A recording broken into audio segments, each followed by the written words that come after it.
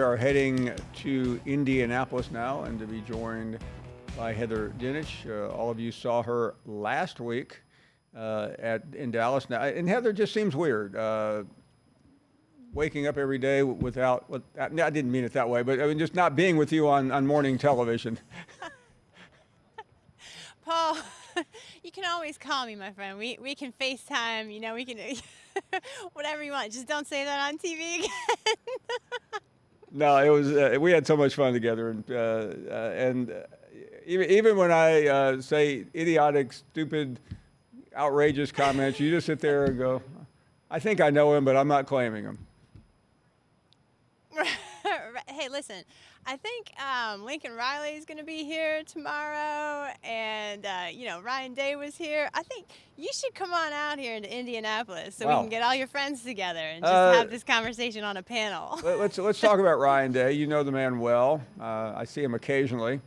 We had a caller earlier who called him Crying Ryan Day. I'm sure you would you see him a little bit differently than maybe those of us who run into him occasionally. So what's he like? How do you think he is handling the noise, as you said this morning? It's really primarily about not being able to beat Michigan.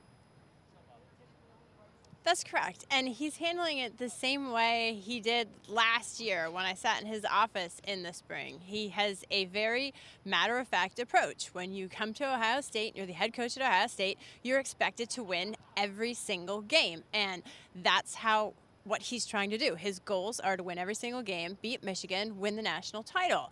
You cannot lose to Michigan 4 years in a row, and he knows that. He shouldn't lose to Michigan. He has a better team this year. But if by some chance he did, then I would say he has to win the national title. And I think there's an expectation not only from him, but also the players around him as well. That's why so many of these guys came back instead of going to the NFL, because they think that they are able to do that with this group. You mentioned some of the other names. Lincoln Riley tomorrow at Big Ten Media Days just seems downright weird. But we've already been through that already with Texas and Oklahoma. But Lincoln Riley coming over last year was terrible. And there's noise, according to some people, about his future. But what about his team, which is the most important thing here?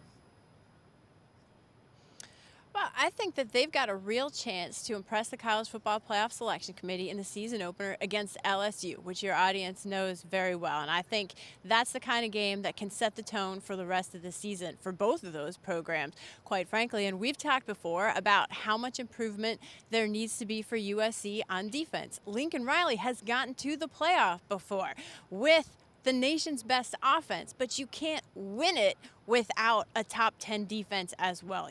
These teams that have gone to the college football playoff and advanced to the national championship historically are top 10 in both offensive and defensive efficiency. And everyone, including Lincoln Riley, knows that they have fallen short on the defensive side. So can they make that improvement? I think that's the question as to how seriously to take those guys in the Big Ten in their first season. But until proven otherwise, Oregon and Ohio State right now should be the teams at the top of everyone's list to beat in the Big Ten. It is, even though we saw him a couple of times last year, obviously, it's going to be weird tomorrow, I'm sure, or whenever he's there, Sherrone Moore versus Jim Harbaugh. Michigan seems like they are on the bubble of making the playoffs. Of course, it's still July, but your assessment of the Wolverines? Well, they only return 23% of their offensive production from a year ago. That is a significant number, 123rd in the FBS. So, yes, there's some familiarity with Moore coming back on that staff. There should be confidence in him because he was outstanding last year as an interim coach when Jim Harbaugh was suspended for those last couple of games. That being said, when I look at their schedule, which is extremely different, I see a home loss against Texas, a home loss against Oregon, a loss to Ohio State. They've got to go across the country and play Washington, which could be a trap game, even though they're in a transition under Coach Jed Fish. So this could very well be a 3 or a 4-loss team when you're looking at Michigan. But I would just caution everybody, no one, not even the CFP selection committee, knows if a 3-loss team can make the college football playoff. This is all new to everyone. So if they were to go in that direction, we've got to see what happens with everybody else. And Heather, one more school before I get to some news.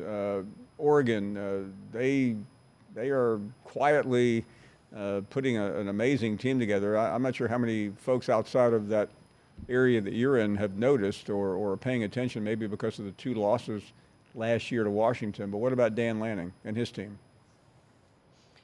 Well, he's done a fantastic job of building talent in that roster and that locker room. And you mentioned Dylan Gabriel, their transfer quarterback. When you look at what he's been able to do in terms of his efficiency, a Heisman hopeful quarterback. I looked this morning at some of our notes from Stats and Information Group, and I think it's been 17 years since the Big Ten has had a Heisman winner. Is that right? It's been a long time. I know that maybe it's specifically at quarterback. I have to look back on that, but he can certainly bring some Heisman conversation legit to this league, and their offense is projected to be even better by ESPN analytics than Georgia. So they're definitely a team capable of beating Ohio State on October 12th, especially on their home turf in Autzen. Well, our group looked it up. Troy Smith, Ohio State. You're exactly right. Before you go, I know as we're talking, there's some news out about the CFP and the Rose Bowl that you've been digging into. I'm surprised that the Rose Bowl wants its familiar spot on New Year's Day. Yes, I spoke with the Rose Bowl Management Committee Chair, Laura Farber. She's here in Lucas Oil Stadium, and she told me that Rose Bowl officials are very optimistic that in the next iteration of the college football playoff, whatever that might be in 2026 and beyond, that they are expecting to be able to maintain their historic date of January 1. They have semifinals this year and next year.